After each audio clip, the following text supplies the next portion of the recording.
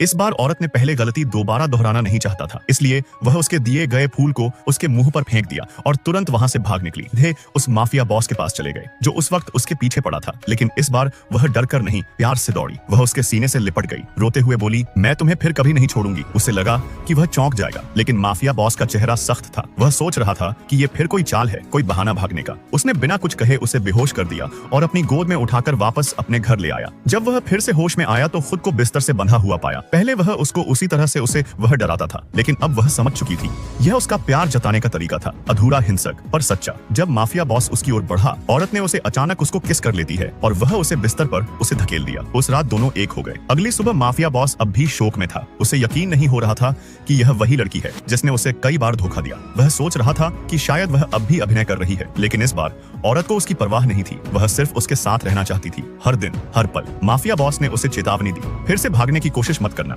और नहाने चला गया। उसी वक्त उसका पिता फिर से फोन करता है, पूछता है, क्या तुम्हें किडनैप कर लिया गया है? वह शांत स्वर में कहती है, नहीं, मैं अपनी मर्जी से उसी आदमी के पास हूँ। अब उसे साफ समझ आ गया था, जिसे वह प्यार समझती थी वह धोखा था, और जिससे वह डरती थी वही उसका सच्चा प्रेम था। माफिया बॉस ने उसका यह जवाब सुन लिया। वह चुप रह गया, अंदर ही अंदर टूट रहा था। वह अब भी वह समझ नहीं पा रहा था कि यह लड़की इतनी बदल कैसे गई। उधर उसके परिवार को शक हो गया था कि कुछ तो गड़बड़ है। उन्होंने एक योजना बनाई, उसे फिर से नुकसान पहुंचाने की। उन्होंने फिर से फोन किया और उसे पहाड़ों पर घूमने के लिए बुलाया। महिला ने हामी भर दी, लेकिन असल में वह बाजार चली गई माफिया बॉस के लिए खाना बनाने का सामान लेने। खरीदारी ज्यादा हो गई और वह देर से लौटी। तभी माफिया बॉस को लगा वह फिर भाग गई और वह अकेले ही उसे ढूंढने निकल गया। उसी वक्त औरत लौट आई। जब उसे पता चला कि माफिया बॉस उसे ढूंढने गया है तो उसका दिल बैठ गया, क्योंकि उसकी पिछली जिंदगी में इसी दिन माफिया बॉस को बुरी तरह घायल कर दिया गया था। इस बार वह चुप नहीं बैठेगी, वह उसे बचाने जाएगी, और इस बार वह अकेला नहीं होगा।